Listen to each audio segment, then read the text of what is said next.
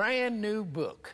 Yes, we're very excited about this, Bob, because it wasn't planned. That's why it's been so hard to write. And one of the two editors, Dave and Heather Kopp, Heather said to me, now, Bruce, you don't really mean a predictable miracle. You mean that every once in a while God may use you to do a miracle. You're not meaning that you can predict when a miracle is going to happen. Yes, you can. And she said, what do you mean you can? I said, well, you and Dave, you can have a miracle today. And the publisher was sitting there, and he was like this. And they said, what are you talking about? I said, I'm not quite sure. I don't know what kind of miracle you need. But there are different keys to different types of miracles.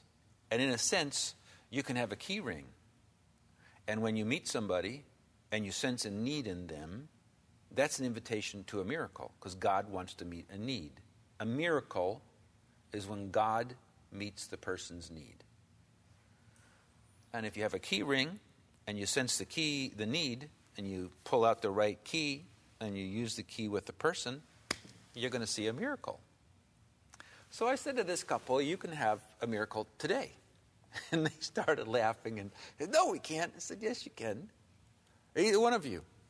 And Dave laughs and says to his wife, well, Heather wants one.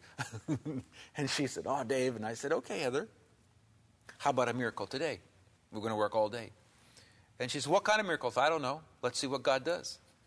So the next 2 hours, a miracle happens to her in front of the publisher and her husband. And she shakes her head and she says, I can't believe it. I mean, it really was a miracle. Well, that'll never happen again.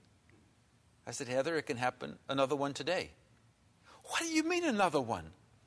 If you have another need in your life, that's the basis of God doing a miracle for you. And I said, Heather, I think that there probably is another one. Well, Bob, before 9 o'clock that night, sitting in the lobby of the hotel in Colorado Springs, she had 2 other ones. And I said to them, this is the way life is supposed to be for a person who knows Christ. Our life is meant to be unexplainable. It is. Jesus' life was unexplainable, and so were the disciples.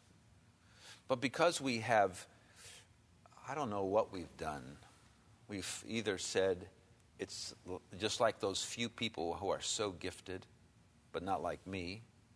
Or we say, God stopped doing miracles. Or God certainly can't do it. That we've reasoned with this ugly word that heaven hates. It's called unbelief. And Jesus made it clear that because of your unbelief, I can't do it. It's been 5 years taking place.